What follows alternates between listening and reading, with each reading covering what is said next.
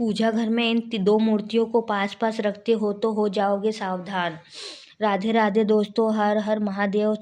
जय श्री कृष्णा जी। कैसे हैं आप सब? आप हो आप सब अच्छे होंगे, स्वस्थ होंगे, मस्त होंगे। दोस्तों, आपको अपने घर के पूजा घर में यह दो मूर्तियां एक साथ भूलकर भी कभी भी नहीं रखनी चाहिए, नहीं तो आपको भयंकर वास्तु दोष लग जाएगा, जिसे शायद ही निवारण हो पाए। जी हाँ दोस्तों, आपको कंगाल होने में बिल्कुल भी देर नहीं लगेगी। अगर आप भी यह गलती करते हैं ना, तो इस वीडियो को देखकर आपको सावधान हो जाने की बहुत ज़्यादा ज़रूरत है। दोस्तों, हमारे हिंदू धर्म में प्रत्येक घर में भगवान का एक पूजा स्थल आवश्यक होता है, या फिर यूँ कहे तो कि एक छोटा सा प्यारा सा भगवान का मंदिर तो अवश्य ही होता है, जहाँ पर हम प्रतिदिन अपने प्रभु की पूजा अर्चना करते हैं। दोस्तों, भगवान को हम नहलाते हैं, उन्हें कपड़े पहनते हैं, उनको चंदन लगाते हैं, उनको भोग लगाते हैं, और यह सब हम नित्य ही करते हैं, क्योंकि मित्रों, हमारे घर में बनाया हुआ जो पूजा का स्थान होता है ना, वह एक ईश्वर से संपर्क करने का हमारे घर के लिए माध्यम होता है। दोस्तों, अगर घर में पूजा घर ना हो तो हमारे घर में सकारात्मक ऊर्जा का कभी भी संचार ही नहीं हो पाएगा, क्योंकि यही एक वजह होती है जो हमारे घर में सदैव सकारात्मक ऊर्जा का संचार करती रहती है। दोस्तों, हमारे घर में मौजूद देवी देवता की जो मूर्तियाँ, भगवान से चिंतन करने का सबसे सरल उपाय यही होता है कि हम भगवान के सामने, उनकी मूर्तियों के सामने उनसे बात करते हैं, उनकी पूजा अर्चना करते हैं, उनका ध्यान करते हैं, जिसके द्वारा हम अपने इष्ट देव से अपनी मनोकामनाएं जाहिर करते हैं। मगर दोस्तों, अक्सर कई बार आप लोगों ने ऐसा भी देखा होगा कि आपकी पूजा का आपको फल नहीं मिल रहा है। अगर भगवान की खूब सारी पूजा अर्चना की, उनके सामने आपको जो करने की ज़रूरत थी, आपने वह सब किया, लेकिन फिर भी आपको आपकी पूजा का पूरा फल नहीं मिला। आपके घर में पूजा घर होने के बावजूद भी आपके घर में सुख शांति होती ही नहीं है। आपके घर में प्रत्येक सदस्य के बीच में लड़ाई झगड़े होते ही रहते हैं, किसी न किसी बात को लेकर, चाहे वह छोटी बात हो, चाहे वह बड़ी बात हो। थोड़ी ही देर में हर एक सदस्य में विवाद हो जाता है। तो आपको बता देते हैं कि इसके पीछे का सबसे बड़ा कारण आपके घर का वास्तु दोष होता है। दोस्तों, वास्तुशास्त्र के अनुसार कहा जाता है कि घर में उत्पन्न होने वाले सभी अशुभ संकेत और नकारात्मक वातावरण का कारण मंदिर में रखी जाने वाली भगवान की मूर्तियाँ भी हो सकती है। दोस्तों, आप सब तो यह समझते होंगे कि हमारे मन में आया हम भगवान की वही मूर्ति उठा लें और अपने मंदिर में लगा दी दे, लेकिन आपको थोड़ा सा सचेत रहने की ज़रूरत है। भगवान की मूर्ति रखने से पहले आपको थोड़ा ध्यान देना है, या फिर आपके घर के मंदिर का निर्माण अगर वास्तु दोष के हिसाब से नहीं किया गया होगा, तो भी आपके घर में वास्तु दोष आ सकता है। तो इन सभी दोस्तों को दूर करने के लिए हम आपने अपने घर में वास्तु के नियमों का पालन करेंगे, तो निश्चय ही हम इन देशों से मुक्ति पा लेंगे। दोस्तों, वास्तुशास्त्र में कुछ ऐसी विधि विधान और नियम बताए जाते हैं। अगर आपने यह नियम एक तो शास्त्रीय और वैज्ञानिक दोनों आधार पर बनाए गए हैं, तो यदि आप इन नियमों का अच्छे तरीके से पालन करोगे, तो इससे आपके घर में कभी भी कोई भी अशुभ घटना होगी नहीं। दोस्तों, इसे आपके घर में सदैव सुख शांति और खुशियाँ बनी रहेगी।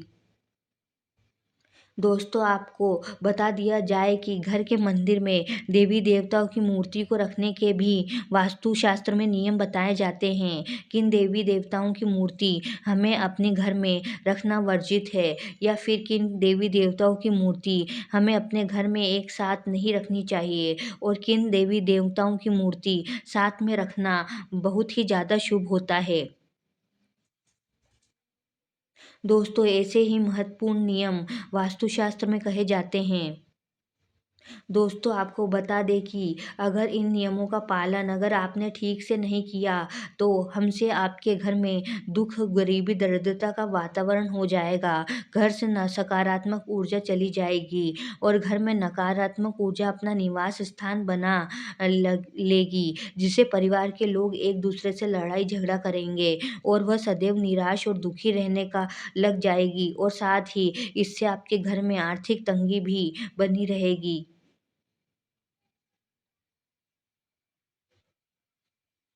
इसके बिना किसी कारण से आपके घर में धान का खर्चा बढ़ जाएगा। दोस्तों बहुत ज़्यादा परिश्रम करने के बाद भी आपको किसी भी तरह की सफलता नहीं मिलेगी। ऐसी बहुत सी परेशानियाँ वास्तु दोष के कारण हमारे घर में जन्म ले लेती हैं। तो दोस्तों ऐसा ना हो, इसके लिए हम जान लेते हैं कि वास्तु शास्त्र के हिसाब से हमें घर के मंदिर में आखिर में किन-किन देवी-देवताओं की मूर्तियाँ रखनी चाहिए और किन-किन देवी-देवताओं की मूर्तियाँ भूल कर भी नहीं रखनी चाहिए।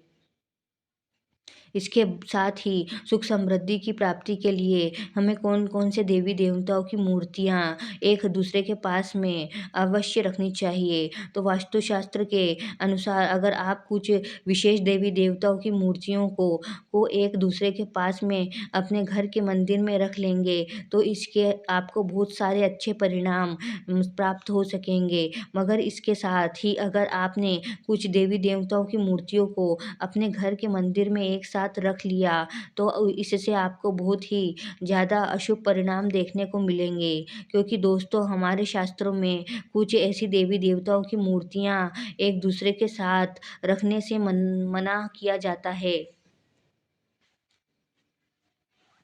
तो दोस्तों लिए जानते हैं कि वह कौन-सी मूर्तियाँ हैं, जिनको हमें कभी भी एक साथ नहीं रखना चाहिए। तो दोस्तों वीडियो में आगे बढ़ने से पहले आप सभी से हाथ जोड़कर रिक्वेस्ट है कि वीडियो को लाइक करके, चैनल को सब्सक्राइब करके, पास वाली बेल आइकन को दबाकर इस वीडियो को अपने दोस्तों के पास ज़रूर शेयर कर देना और कमेंट बॉक्स में है एक बार हर हर महादेव अवश्य लिख देना। दोस्तों सबसे पहले हम यह जान लेते हैं कि घर के मंदिर में आखिर में हमें कौन-कौन सी देवी-देवताओं की मूर्ति अवश्य रखनी चाहिए। तो दोस्तों बात करते हैं इसमें सबसे पहले जो है भगवान गणेश जी की मूर्ति। जैसे कि आप सभी जानते ही होंगे कि गणेश जी को प्रथम पूजनीय कहा जाता है और गणेश जी को विघ्नहर्ता भी कहते हैं। तो इसके लिए आपके घर के मंदिर में गणेश जी की मूर्ति होना बहुत ही ज़्यादा ज़रूरी है। दोस्तों आपको यह बात तो अवश्य जान लेनी चाहिए कि गणेश जी की तस्वीर पूजा घर में कभी भी एक से अधिक नहीं रखनी चाहिए। दोस्तों विशेष तौर पर अगर गणेश जी की तस्वीर ऐसी हो जो कि माता लक्ष्मी के साथ हो और उनके बाईं तरफ विराजमान हो, तो यह बहुत ही ज़्यादा अच्छा माना जाता है। क्योंकि दोस्तों ऐसी मूर्ति घर में सभी परेशानियों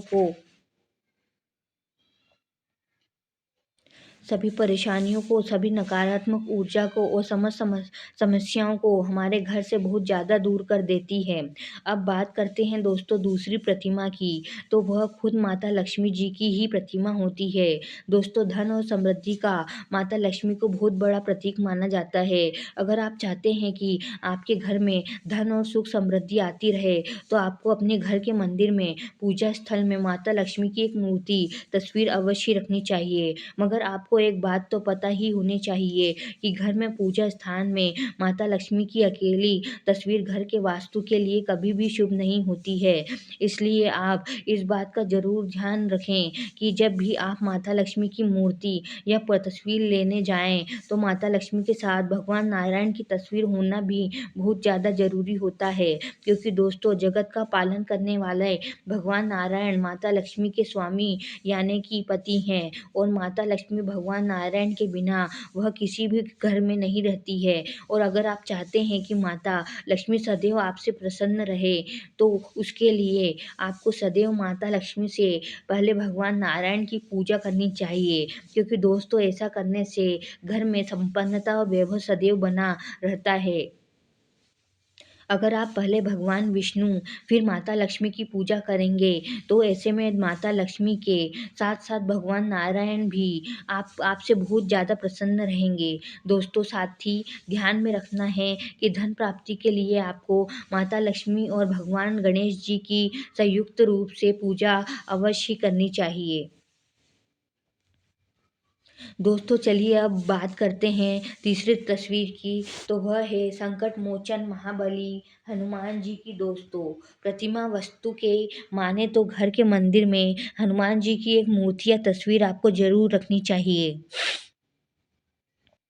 घर के सभी वास्तु दोष, घर के लड़ाई झगड़े सभी खत्म हो जाते हैं। और दोस्तों, इसके साथ ही घर पर अचानक ही अगर कोई संकट आने वाला होता है ना, तो वह भी संकट मोचन महाबली हनुमान जी यानी कि बजरंगबली की कृपा से उनकी पूजा करने से हमारे घर में आने वाला संकट टल जाता है। दोस्तों, इसी के साथ ही आप इस बात का भी ध्यान रखें कि हनुमान जी की आपको हमेशा बैठी हुई मूर्ति की पूजा स्थल में तस्वीर लगानी चाहिए। इससे घर में सदैव सुख शांति और समृद्धि आती रहती है। दोस्तों, चलिए अब जानते हैं चौथी तस्वीर या मूर्ति के बारे में। दोस्तों, भगवान राम दरबार की तस्वीर आपको अपने घर में ज़रूर लगानी चाहिए। दोस्तों, अगर आप चाहते हैं कि घर में सभी के बीच में सदैव प्रेम और विश्वास एकदम से बना रहे और घर की सभी पारिवारिक जो लड़ाई झगड़ा है वह खत्म हो जाए, तो इसके लिए आपको भगवान राम दरबार वाली तस्वीर अवश्य लगानी चाहिए। तो यह मूर्तियाँ आपको पूजा घर में अवश्य रूप से रखनी ही चाहिए। इसके अलावा आप जिस देवी देवताओं की पूजा करते हैं और जो आपके इष्ट देव हैं, उनको भी आप अपने घर के मंदिर में रख सकते हैं। दोस्तों, आपको एक बात का और विशेष रूप से ध्यान रखना है कि आपको कभी भी अपने पूर्वज की या अपने अमृत माता पिता की या अपने गुरु की तस्वीर को कभी भी भगवान के मंदिर में नहीं लगाना है। क्योंकि दोस्तों, ऐसा करने से हमें घोर पाप लगता है, क्योंकि हम तो एक इंसान हैं और वह भगवान हैं। अगर हम अपने पूर्वजों को भगवान के सामने दर्जा देंगे तो यह गलत होगा। हाँ, हम यह नहीं कह रहे हैं कि वह पूजनीय नहीं हैं। आपके परिवार वाले, आपकी पूर्वज, आपके अमृत माता-पिता, गुरु सब पूजनीय हैं, लेकिन आपको उनके तस्वीर को घर के मंदिर में नहीं बल्कि अपने घर के मंदिर से बाहर कहीं पर भी लगाओ, इससे कोई दिक्कत नहीं है। तो दोस्तों, चलिए अब यह जान लेते हैं कि आखिर में घर के मंदिर में हमें किन देवी देवताओं की तस्वीर को कभी भी एक साथ में नहीं लगाना चाहिए। तो दोस्तों, आपको बता दें कि जिसकी पूजा घर में यह तस्वीर या मूर्ति एक साथ होती है उसे घर में राजयोग बनता है। मित्रों, अगर हम अपने घर की पूजा घर में कुछ मूर्तियों के साथ कुछ अन्य मूर्तियाँ भी रख देते हैं तो आप यकीन नहीं मानोगे, इससे आपकी किस्मत यकीनन ही बदल जाती है और देखते ही देखते हमारे जीवन की सारी कंगाली धीरे-धीरे समाप्त होने लग जाती है। तो इसमें सबसे पहले अगर हम किसी मूर्ति की बात करें तो आप भगवान कृष्ण के भक्त हैं और उनकी मूर्ति घर के मंदिर में रखते हैं तो उनके साथ आपको राधा रानी की मूर्ति भी अवश्य ही रखनी चाहिए।